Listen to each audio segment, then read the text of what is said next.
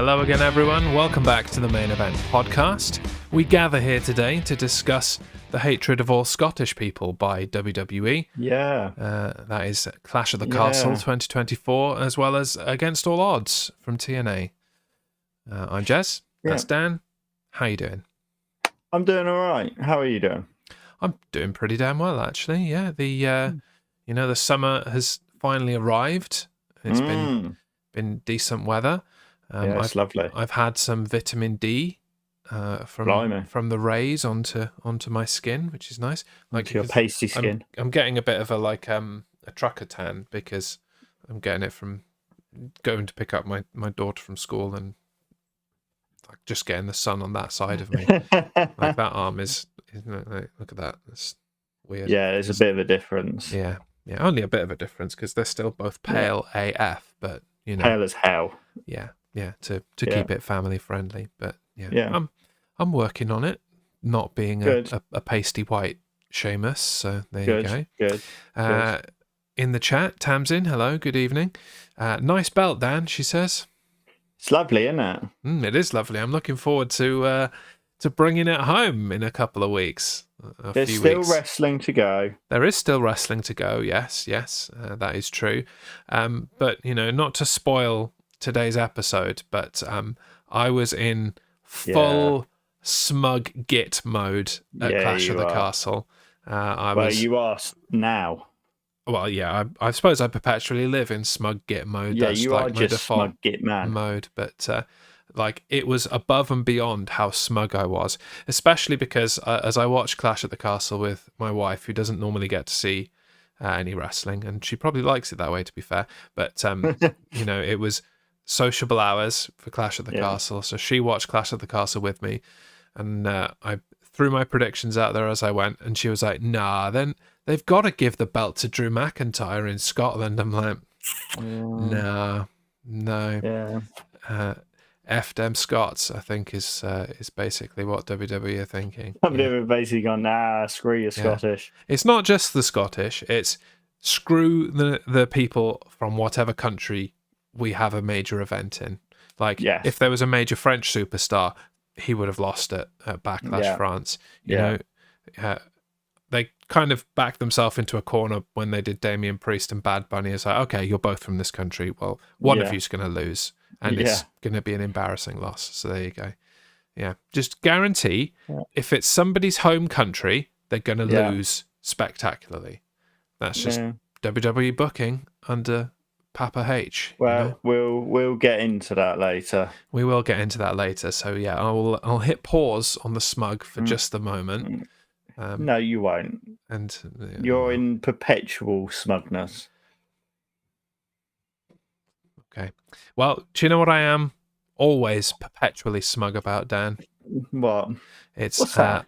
It's our sponsorship from Goat Energy Drinks and their wonderful, wonderful offer of products, including this Easy Goat, which is a caffeine-free watermelon flavored offering. It's funny that we've got Tamsin in the chat this evening. I dropped her a can a few weeks ago. I don't know if you've had a chance to try it yet, Tamsin, and whether you enjoyed it, but we definitely enjoy it. And, yes. You especially, because it doesn't make you ill like a lot of other drinks, because you're allergic to caffeine. So there you go. Yeah. If you would like to pick up some Goat Energy drink, either the Easy Goat in watermelon, or I would definitely recommend the cherry, you can go to goatdrinks.co.uk, enter the code JEZ10. It will get you 10% off and free shipping. Bad news though, as of right this moment, the Easy Goat is actually sold out because it's sold out. I'm really disappointed because Dan went to buy some and could not. Yep. Screw you, Dan. No drink for you. I'm thoroughly annoyed. I'm sure they'll sort it out soon. Keep an eye on the website. Yep. Will do. Now then, continuing the smug mode, let's say off the bat that the current prediction scores are Jez 71, Dan 67 in this quarter. And we go into TNA Against All Odds, which obviously we predicted. I've not bothered with the pre-show this time. No, I've watched it, but I was just like, okay. The thing is, they've got Jonathan Gresham and his new gimmick, and if they can't be bothered to put that on the main show, which they really should, then I can't be bothered to talk about it, frankly. Yeah. I love his new gimmick. Me too. Yeah, I think it's really good. I think it's really marketable and is one of the best things they've got going. So why are they not getting out of their own way and actually putting this on the main show? Instead of what did open TNA Against All Odds. Mike Santana, and Steve Macklin versus the Rascals. Or the team that I'm calling Mike and Mac. Mike and Mac. I love it. Yeah. Love it. It's like a rapper that also eats macaroni cheese. It's Mike and Mac. Mike and Mac. The entrance music is that horrible squelch that happens when you like stir macaroni cheese.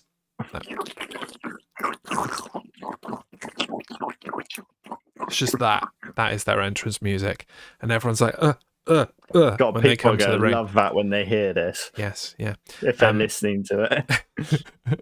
Just out of nowhere. Content warning may include squelching. But yeah, other than that, I've got very little to say about this match other than it was surprisingly decent teamwork from Mike and Mac. Yeah. This match was satisfactory. There you go. He's got his thesaurus out again, folks.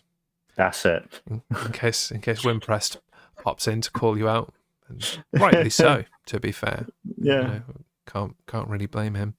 Right off the bat, we differed in predictions. You went for Mike and Mac. I went for the Rascals.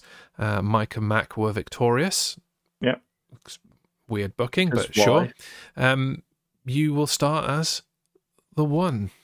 The one. Or ones, plural, depending on your preference.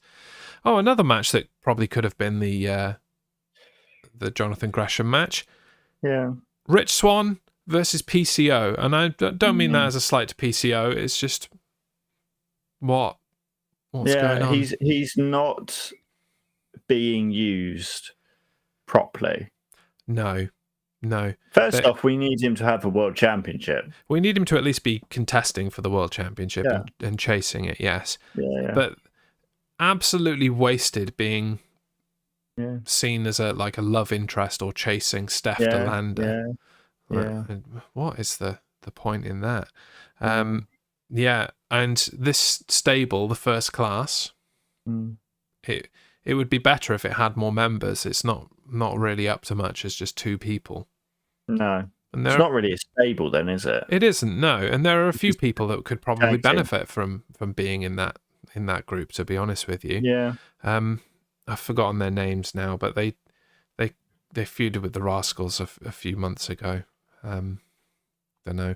That kid that joined from Britain after the tour, Leon Slater, he could fit quite well into that group.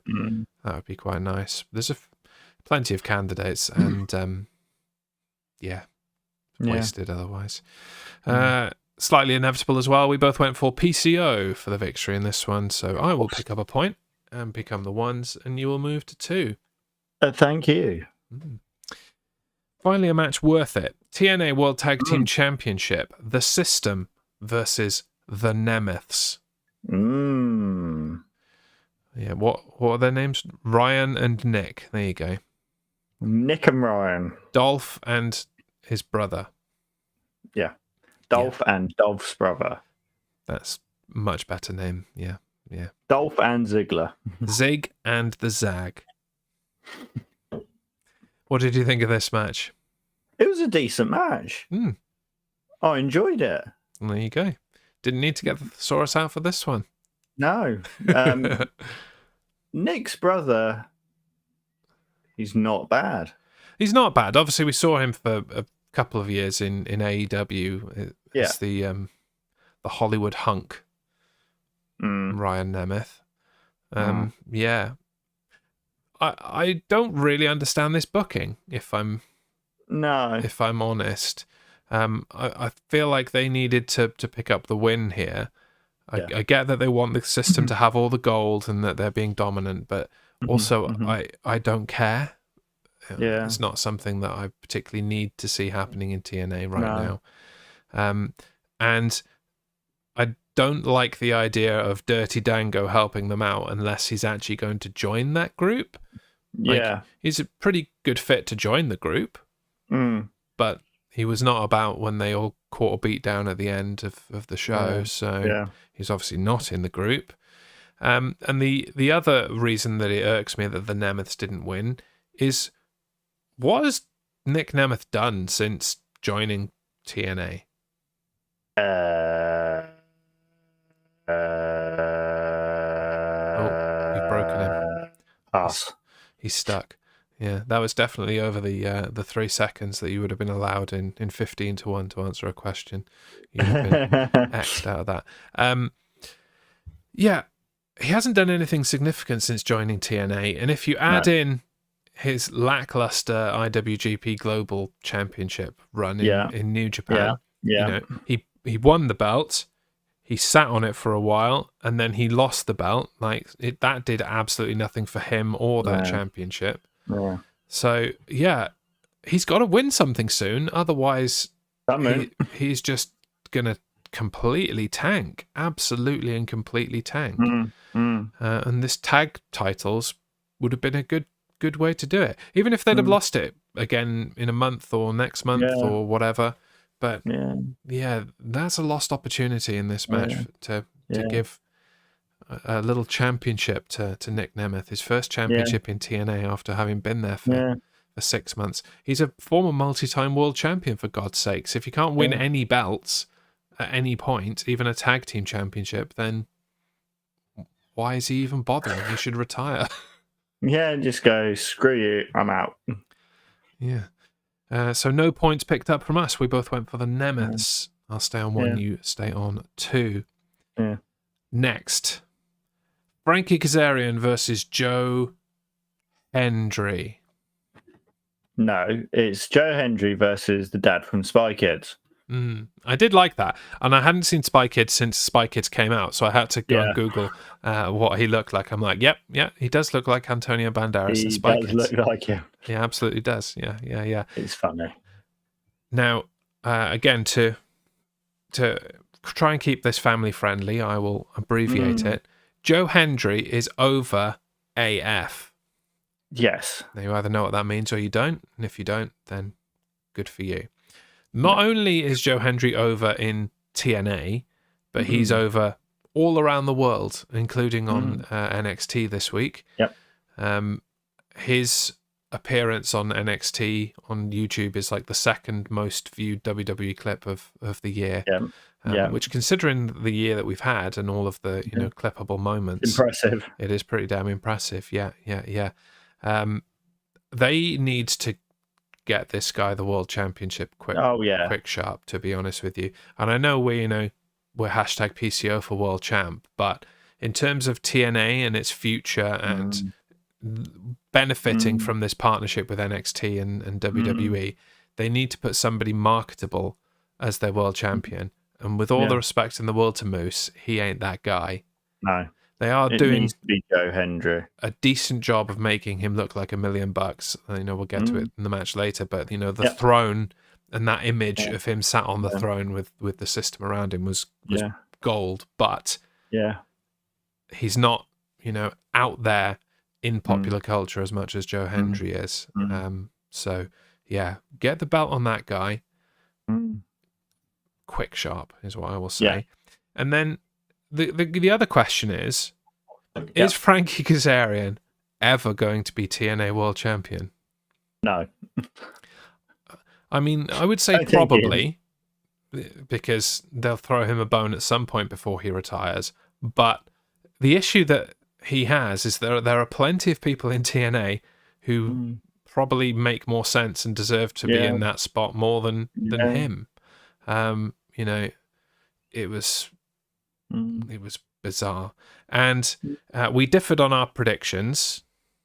I went with Frankie Kazarian, you went with Joe Hendry, and in a perfect world, Joe Hendry would pick up that win because that would make sense. But TNA can't get out of their way with bad booking, so I'm like, of course they're going to job out their most popular superstar right as he's on the cusp of debuting in WWE, because of course they will. And they did.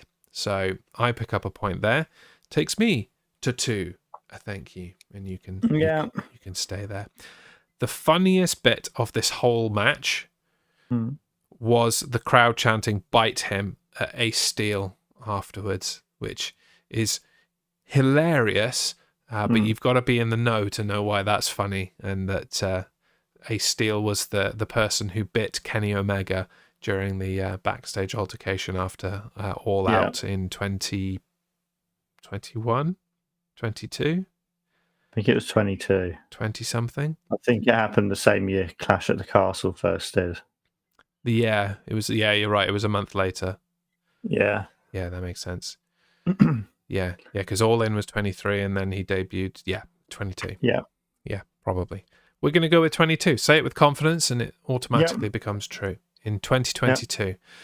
So, fun little callback that the crowd did there. And I was there for it. It's a Chicago crowd. What do you expect? They're you know, the best crowd in the world, a Chicago crowd. I stand by it.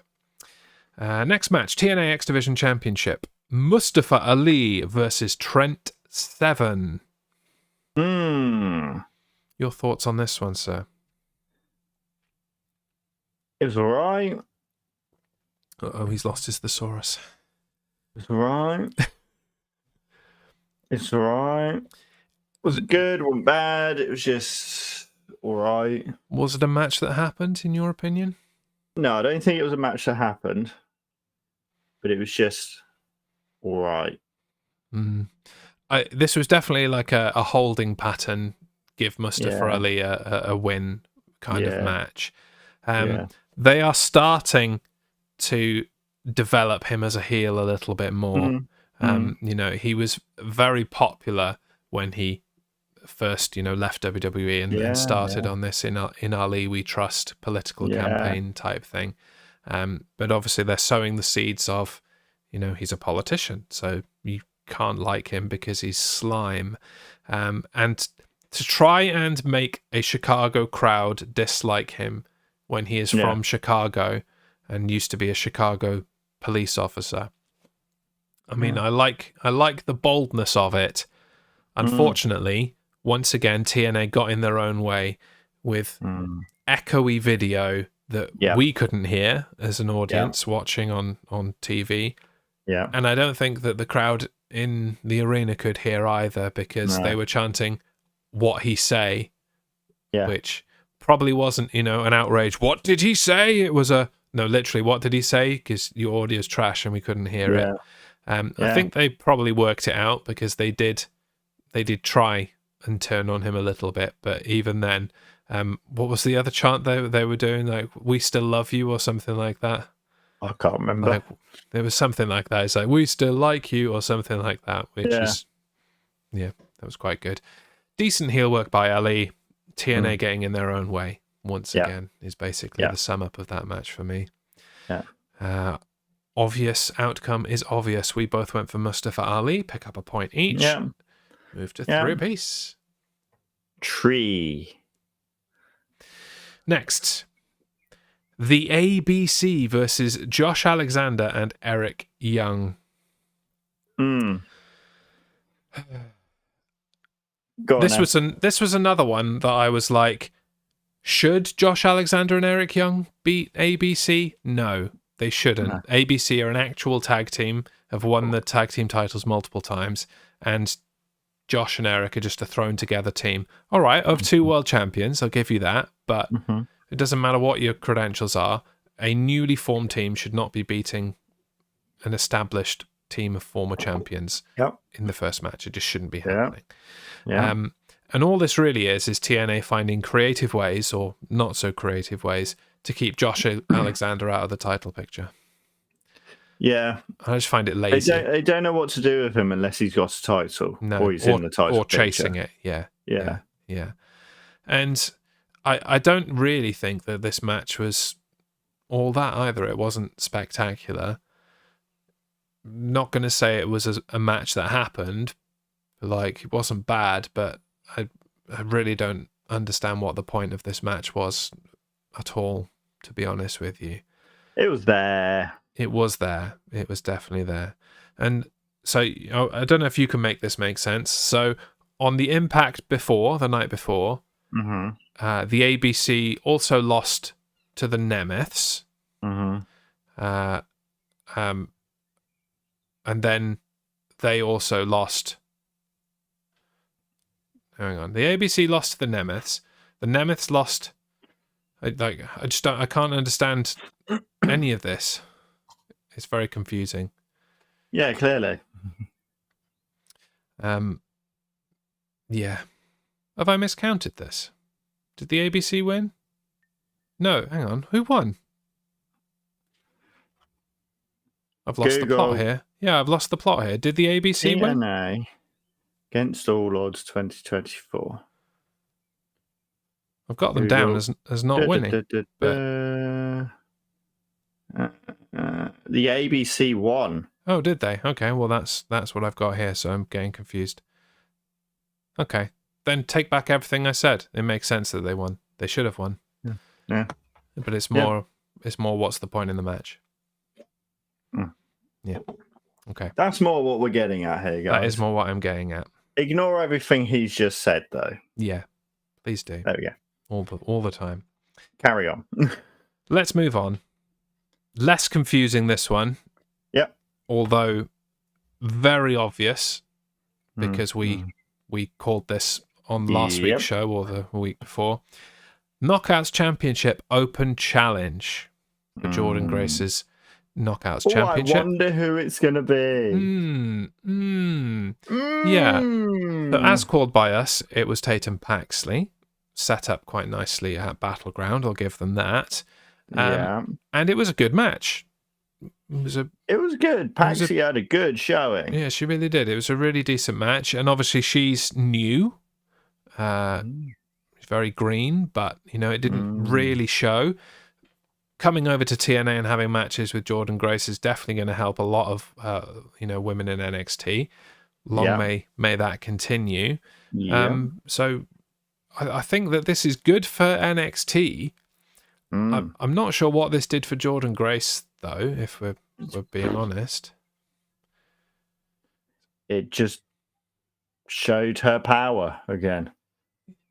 Yeah, but if you if you bring someone over who is obviously not the caliber of the champion to face the champion, and are you really going to be surprised when the champion wins? No. It's a bit like let's use a soccer analogy. It's a bit like if you brought over any MLS team from America to face like Manchester United or Liverpool or Arsenal or whatever, a top British team. It's good for them. They're getting to take on the top competition, but obviously they're going to lose. Yeah. And what do you actually gain from it? From the Manchester United point of view, nothing. The other team gets experience, valuable experience against a tough opponent. Yeah. You get nothing. Nothing at all. Yeah. And that's kind of true of the Roxanne Perez match as well, because Jordynne Grace is far more experienced than Roxanne Perez. Obviously, Roxy spent some time in TNA and has been doing it for a while, but still, Grace is the senior of the two. Yeah. So when is Grace going to get something out of this? Maybe getting that dream match with Natalya, which was the other option that they could have gone for. Would have been cool. They need to hurry up with it because Natalya's contract expires soon. Yeah. Maybe she'll get the match because Natalya signed with TNA. Who knows? But it would be better if she was sent over from WWE. Yeah. Yeah. And there's been no advance on this on NXT this week. They very much focused on male entries. Yeah. Coming across or crossing the line. I do like that they've brought back that cross the line thing. I like that rather than coming through the forbidden door. Yeah. Well, don't get me started on the whole notion of forbidden door after we'll get the last there when we couple of weeks of AEW. Watch the pay-per-view. Who exactly is coming through the door? It seems that you're just having a pay-per-view. Anyway, we both obviously went for Jordan Grace, so we'll pick up a point each and become 4 horsemen. 4 horsemen. No. And the main event.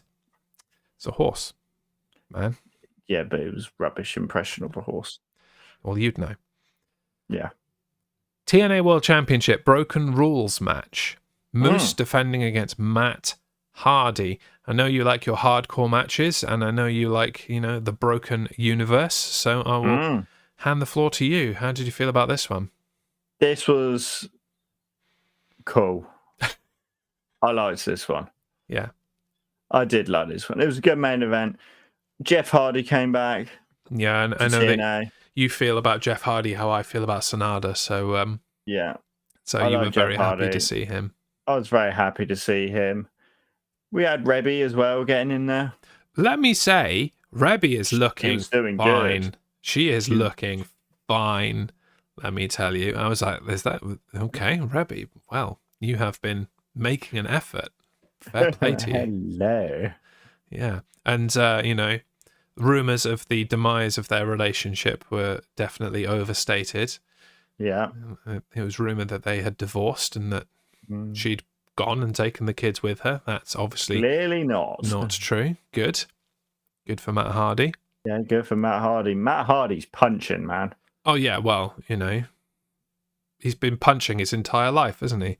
He went from Lita to Rebby, and yeah.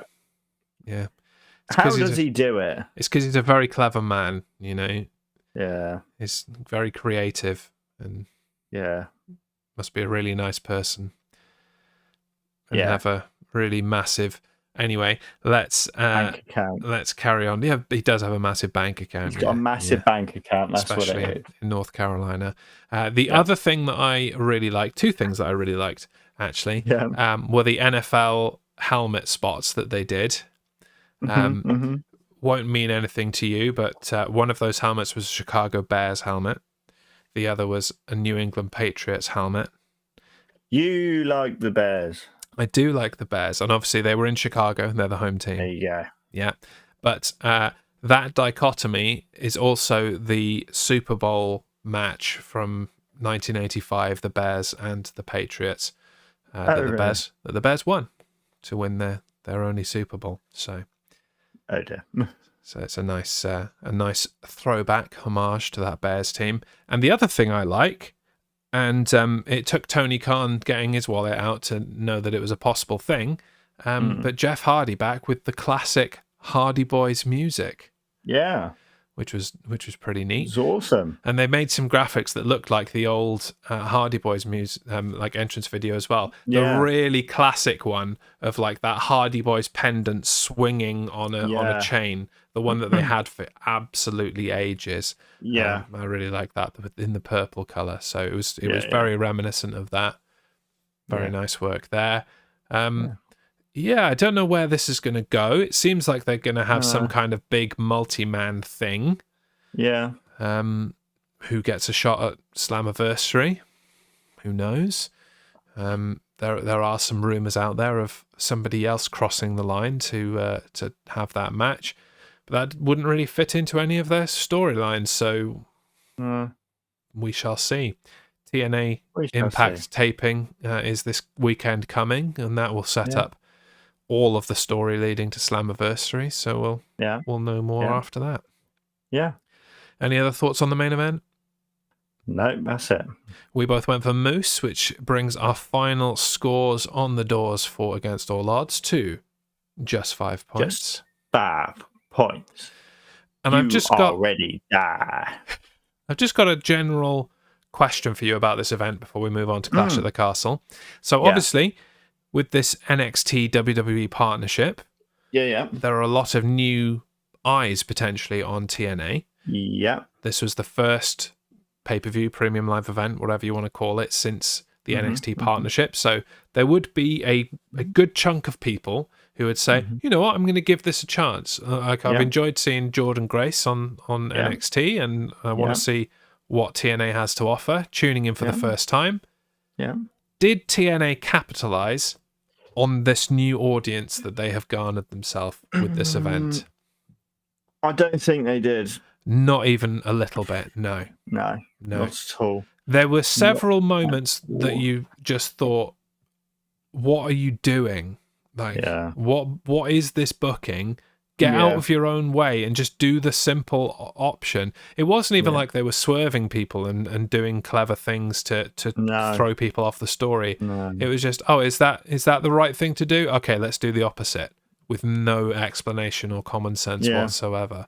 And that has kind of been the story of TNA in 2024, unfortunately. Yeah. They've got a great roster that they're just not using to its full potential. Yeah. Not at all. Like, very strange. Very strange. Why would you have, like, with the greatest of respect to Trent Seven, why would you have him in the X Division Championship match on this first show when you really want people to see the X Division for what it is, which is that high-flying, fast-paced, exciting alternative to everything else? Why would you have not just had Mike Bailey in there if you wanted to keep that team? Yeah. Like, so many options, and Trent Seven is what you went with? Yeah. Very strange. Yeah, it's just strange match choices. The ABC Josh Alexander Eric Young match. Why? Rich Swann versus PCO. Why? Santana and Macklin versus the Rascals. Why? Why? The good match you did have, you put it on the pre-show. Like, why? Yeah. Honestly, it just didn't make any sense. A lot of this made no sense. And if it wasn't for the main event and the Knockouts Championship, this would have been a completely forgettable event. It really would. Yeah. But what was not forgettable was WWE Clash at the Castle. Yeah. Yes, let's get into it. Yeah. Opening up with the WWE Championship I Quit match. Cody Rhodes versus AJ Styles. Sorry, you said Cody Rhodes wrong. Cody Rhodes. Cody Rhodes. There you go. Mama Rhodes. Mama Rhodes. Yes, and let me say right off the bat that Samantha Irvin missed an opportunity to just ad-lib here, and during her announcement, like, why didn't, because especially in the way that she says Cody Rhodes in her cadence, it would have been great for her to go, Cody Rhodes, and just match the crowd. It would have been fantastic. But I don't think, as great as Samantha Irvin is, I don't think she can ad-lib. I think she knows what she's going to do in advance and sticks with it. And it just would have been fantastic if she'd have done that. The crowd would have lost their mind, and it would have set up the entire match, and the crowd would be even more pumped than they were. The match, what did you think of it? It's a good match. Mama Rhodes slapping AJ Styles.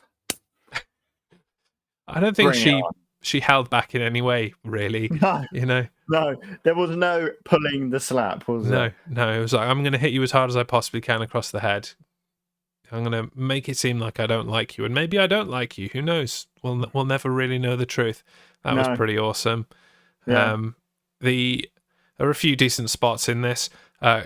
Cody yeeting the chair at AJ, and then him just falling through the table outside the ring. I think that was the highlight of the match for me. That was a very, very well executed spot. So kudos to them there. I mean, we knew that Cody Rhodes was never going to lose this one. As much as, really on paper, AJ Styles had the momentum and carried all of that into this match. He'd never lost an I Quit match. He'd had 4 outside of WWE and had never lost one. And he's the only man in history to win the WWE Championship in England. Yeah. So, the stats were there that suggested that AJ Styles was going to walk away with it, but then he obviously was not going to. Nope. And considering how much they hammed on about, neither of these men are going to say I quit. It's never going to happen. We're going to be here all night. And then all of a sudden, AJ Styles just bricks it and goes, I quit, just because Cody picked up some stairs. It was anticlimactic a little bit. I mean, to be honest, if someone holds those metal steps up to me like they're going to smash me in the face with them, I think I would poo my pants a bit. I mean, yeah, but you're you and you're not AJ Styles. And it's not a huge amount different to being attacked with a chair or a championship belt. It's a large chunk of metal coming at your face. And, you didn't have to stay there. You don't have to just stand there and take the steps to the face. Did you consider getting out of the ring or dropping to the floor or kicking him in the balls? You had options other than just randomly. To the ropes. Was he handcuffed to the ropes at that point? Yeah, that's when he was handcuffed to the ropes. Okay. All right. It makes a little bit more sense then. Yeah. Even so, turn around. I don't know. You had options. You didn't have to quit there. Yeah. I feel like they could have worked up a better spot, a better reason for him to say, I quit. Like, if he was pinned to the floor or something and he literally couldn't move and he's there with the steps about to crush his skull like a grape, then okay, quit. Fair enough. Yeah. But yeah, Cody hit him with the steps anyway, so... Yeah, I love how that kind of ended, and he looked over at his mum and was like, "You all right?" He like shouted at you, he abused you. Okay, I'm just going to do it anyway. It was not a babyface move by Cody, and I dug that. And it was pretty cool. I feel like, the old Bullet Club boys in Tama Tonga and Tangaloa got their revenge for AJ Styles afterwards when they gave him a beat down. Yeah. We'll forget, the fact that Randy Orton came out and it was ruined and all that kind of stuff. Yeah. The last thing I saw was the Bullet Club beating up on Cody Rhodes as revenge for AJ Styles. That's what I saw. Yeah. Results. Obviously, we both went for Cody Rhodes because, of course, which means that we start WWE Clash at the Castle as the ones. We always like to be the ones. Yeet. Next, a triple threat. Women's tag team. You love triple threats. Love them. Women's tag team championships. Jade Cargill and Bianca Belair versus Zoe Stark and Shayna Baszler versus Isla Dawn and Alba Fire. Did not do myself any favors by not writing down the first names in the notes there because they've all got pretty similar names, and I'm like, brain doesn't work most of the time. Now is the time for smug mode. All right. Fully and entirely. Not just because I got it right and you got it wrong, that's an obvious reason to be smug. But I put out a little social media message at the beginning of the show, and I gave the bold prediction that this would be the only match won by anyone Scottish over the course of the night. And not only did I get that right, I got every match right apart from one. Which you also got wrong, so I'm just saying. Whatever. Now let's talk about Jade Cargill. Yeah. Do we have to? I don't want to give Jade Cargill a hard time. I don't want to be one of those, But you're going to. Anti-AEW marks, but it wasn't the botches that I have a problem with. No. Things happen, the ropes were slippy, I get it. It was the recovery from when things went wrong. Yeah. It was, okay, something went wrong, something didn't go the way that you'd planned and the way that you wanted to execute it, but there was no bounce back at all. Didn't recover from it, and just kind of looked panicked and lost, stumbling from one spot to the next, to the point that when Shayna Baszler probably put on a move a little bit too snugly to punish you for the fact that you'd kicked her full out in the spine, tapped out. Yeah. And I like that, the commentators used that. Yeah. I think that was good recovery on their part. They're like, did she tap? Like, ref didn't see it, so it didn't happen, blah, blah, blah. I'm like, okay, cool. Yep, I like that. Yep. Good one, guys. But you should not have. What are you doing? No. Like, she just shows a fundamental lack of knowledge. She needs work. And, you know, do you want to know the reason that I knew that this was gonna happen, other than, you know, Dawn and Fire being the only Scottish people that could possibly win on this night? You are psychic. I am psychic. That's not the reason, though. The women's tag team titles being on Jade Cargill and Bianca Belair is just a massive pair of handcuffs to the creative team, because they're not allowed to book them to lose. Yeah. And so, other than just squashing every women's tag team in the company, which doesn't really help anyone, you booked yourself into a corner. There's nothing you can do. Yeah. And so, the moment that this was a triple threat, I'm like, right, they're losing it because they have to. And it's why I get so annoyed about the North American Championship triple threat match. I'm like, that's the only reason that needs to be a triple threat, is if you want Obafemi to lose. And so Isla Dawn, Alba Fire, throw them a bone, takes the belts off them. They can defend them, and they might win, they might lose their defenses. That's how it should be, not who knows. Walking in going, well, obviously it's Cargill and Belair, because Cargill's not going to lose forever. No. Basically. At least until she's won a women's world title, which is going to be years down the line, but she's not going to lose until that point. Massive undefeated streak for her. Yeah. But this was the bone the Scots were thrown. Could have been a better bone. Right into their Braveheart faces. Freedom! And I'm glad for Alba Fire. You know, what they didn't want to talk about on the show for very right reasons was the horrible couple of months that Alba Fire has had in the real world. Do you know about it? I know parts of it. Yeah, and unfortunately, after moving to America to live near Alba Fire, her mother was run over and killed in Florida. And yeah, obviously, losing your mother is not something anybody wants to go through, and is going to affect you greatly. So the fact that Alba Fire's worked pretty much consistently through all of that is a credit to her. And I think adding in that they've been pretty solid on the main roster since coming up. You know, they've done what they've been asked, and they haven't complained about the fact that they've been jobbed out, despite having one of the only legitimate tag team gimmicks in that women's division. Yeah. You know, it's time that they were given some kind of kudos, and there it is. Yeah. So yeah, me right, you wrong. I got a 2. You stay on 1. Yeah. Okay. I mean, if I must be wrong at some point, let's move on to the next match where it will happen.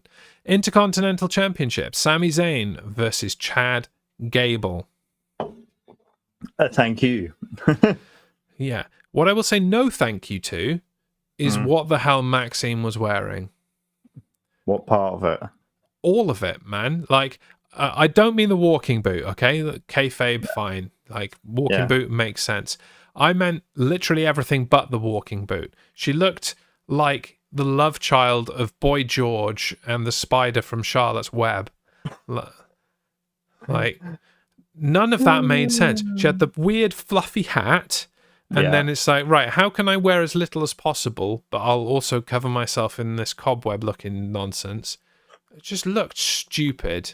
And she's not an unattractive girl, but she's just dressing like she hasn't got a mirror. Dressing like she should be in Spearmint Rhino.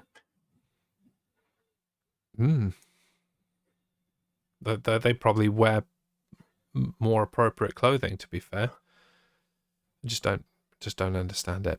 Anyway, the match. Yes. Great wrestling match, as you would definitely expect from these two. And we've seen before. Yeah. Gable was obviously very technical. Yeah. Sami Zayn sold that elbow for the majority of the match so that he can have his babyface comeback. Yeah. Really, really cool. Enjoyed the match. Yeah. Did not like that Chad Gable lost again. Mm. I felt like this was time. I really felt like this was time. Yeah. So did I. And it could have been accident from Otis. It could have been the debut in the new Alpha Academy of the Creed brothers. It could have been anything. It's just like, we're going to do this again, are we? Yeah, apparently. How many times have they fought now? 3? It's 20 million. Once before WrestleMania, once after WrestleMania, which was the original turn, and then at Backlash. Was it a Backlash? Was it a pay-per-view, wasn't it? Was it? Yeah. So that's 3 times, and Chad has lost all 3 of them. Good luck with that new contract there, Chad Gable. Good work. Yeah. Although it doesn't matter. After what happened to you. Well, yeah, it doesn't matter. Now he's dead. He got a bullet through his skull from the Wyatt Six. He got killed by Uncle Howdy. Yeah. We'll definitely talk about the Wyatt Six at some point, but not tonight. Very good debut for them on Raw, though. That's what I'll say about that. Very happy. Yeah, and as if it was meant to be, we both went for Chad Gable for the win. So that is the sole blemish on my record. Not on yours, obviously. You got loads wrong. But on mine, it's the sole blemish. Yeah. Next up, the bag of bones that the Scots were not thrown. WWE Women's Championship. Bayley versus Piper Niven. I don't know if it's just me. I don't know if I'm being mean. You can tell me. I don't think Piper Niven is the performer that she used to be. No. I had a lot of time for Piper Niven and really and had a lot of respect for the work that she did in the ring, in NXT UK, even before that on the Indies, and when that really briefly short-lived World of Sport reboot came about, and she was the focal point of the women's division on that. I thought she was great. Wasn't just booked as a monster heel because she's a little bit bigger than everyone else, and still kept up the high flying and the pace and the speed and could do that. I just don't think she has that in her anymore, even though they're booking her as a monster. I just don't think she's got that speed and stamina in her anymore, and it's a shame to see. There were lots of sloppy moments in this match, really sloppy moments. The crowd were obviously into her, but they'd be into a paper bag if it had a Scottish flag on it. So the highlight for me was Chelsea Green in a luchador mask. That was hilarious. That was funny. She's like, it's not me, honest. Yeah. It was decent. Other than that, it was put the Scottish in the match because we're in Scotland. Yeah. Yep. Yeah. Both went for Bayley, obviously. Takes me to 3. Takes you to 2. And we're through to the main event. World Heavyweight Championship. Damian Priest versus Drew McIntyre. All I got to say before we start is Wade Barrett's comment at the beginning was brilliant. Did he say? When he said, if Drew McIntyre wins, he's British. If he loses, he's Scottish. Yes, the Andy Murray effect. Yes, mate. Yes. No, I think Wade Barrett was in his element the entire night. Up to and including especially on the post show after this all happened, and the way he lost his mind and called for CM Punk's head. Definitely a standout of this whole moment, Wade Barrett was. But you know why he doesn't like CM Punk, don't you? Because he took over his Nexus. Yeah. And destroyed it, basically. Yeah. Right. Lots to talk about in this match. First of all, something I'm surprised we haven't talked about yet. Damian Priest's entrance music, his new entrance music. Trash. It is the worst entrance music I have ever heard. And I'm not just exaggerating. It is the worst. Mm. There's no rhythm to it. You can barely hear it because it's mostly just cymbals. Yeah. Like he occasionally says like "all rise for something" and you can't hear it because it's like blah, blah, blah, blah. No, I don't know what that is. All rise for what? Yeah. All rise. It doesn't sound like Judgment Day, so I don't think it's that. All rise for El Campeon. Is that what it says?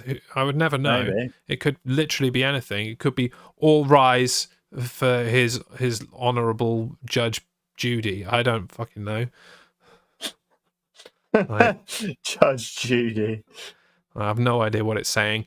And so I will give full credit to the Scottish crowd for drowning that crap out. Yeah. Well, they did have a decibel meter, and it was going up to like 110. Yeah, kudos to them. Yeah. If you could just turn down Damien Priest's new music to like 0 decibels, just come out to, the other side instead, like you were doing.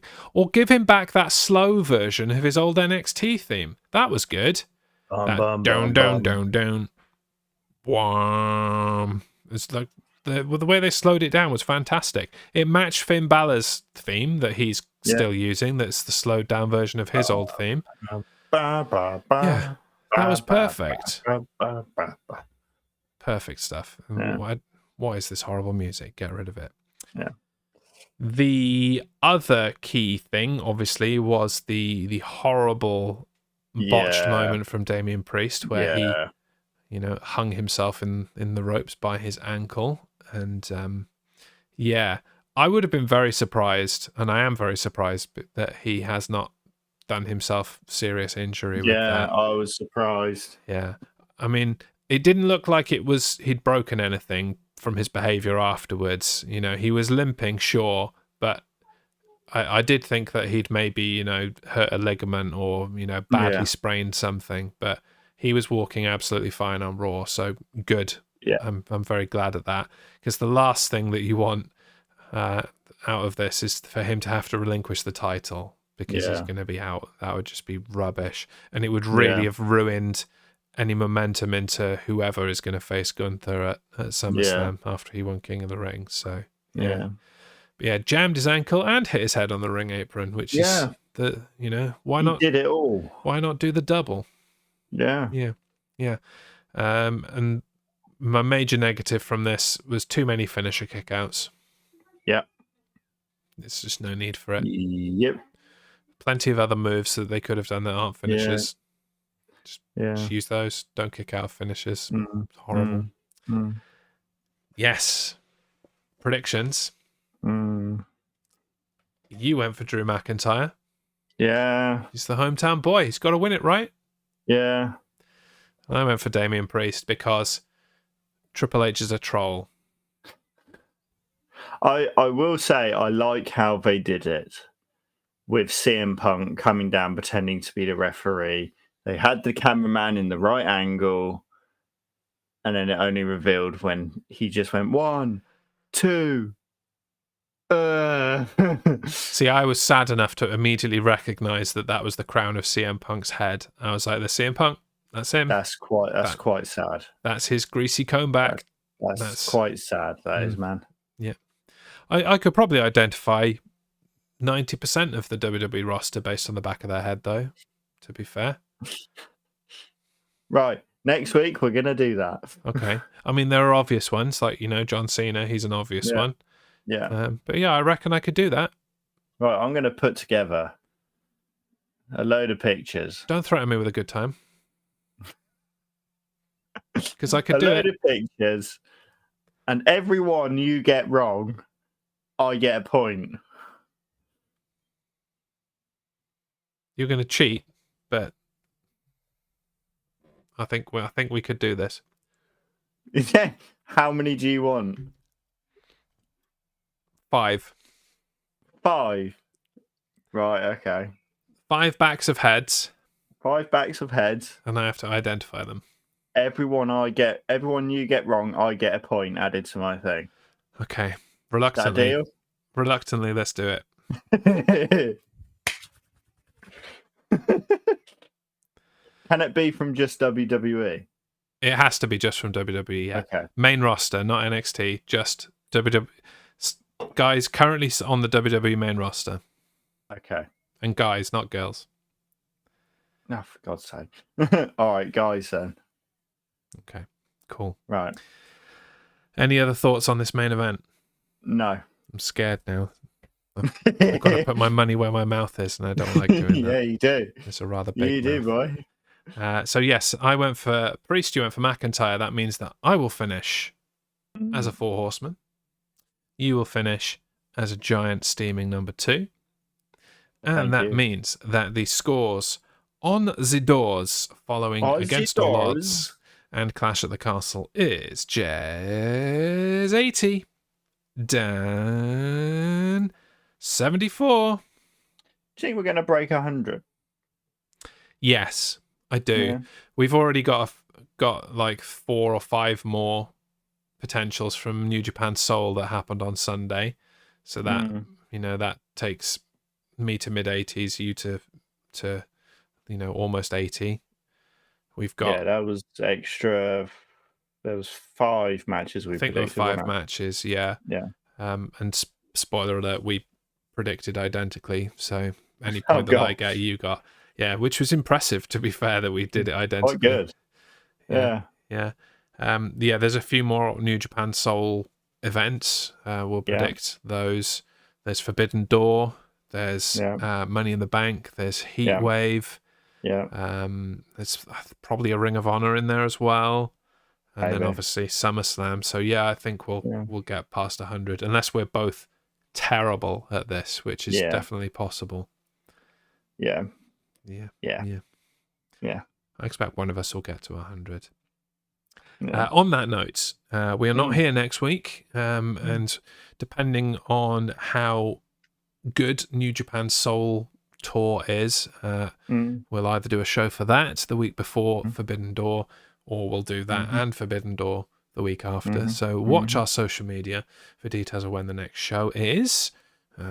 We'll react to what's going on in the wrestling world, basically. Yeah. If they keep throwing Joe Hendry out there in NXT, we might just have to do a Joe Hendry show. We'll I believe in Joe Hendry. There you go. Yeah. Had to get it in there at some point. Yeah. We had to get it in there. Right. Let's play the music and get on out of here. Yeah. Thank you very much to everyone that has joined us for this show. I hope you've enjoyed my wanton smugness and Dan's rampant not being rightness. Yeah. They're on par, really. What my smugness and your being wrongness are about the same level. It's happening about as much. Yeah. I'd love to see it. That belt is coming home to me. No, there's still lots more wrestling to go. And we have the back of the head competition next week. Back of the head competition. Yeah. Not next week. At least the week after. But next episode. Yes. I will be judging backs of heads. Right here on the Main Event Podcast. Bye, everyone. Bye.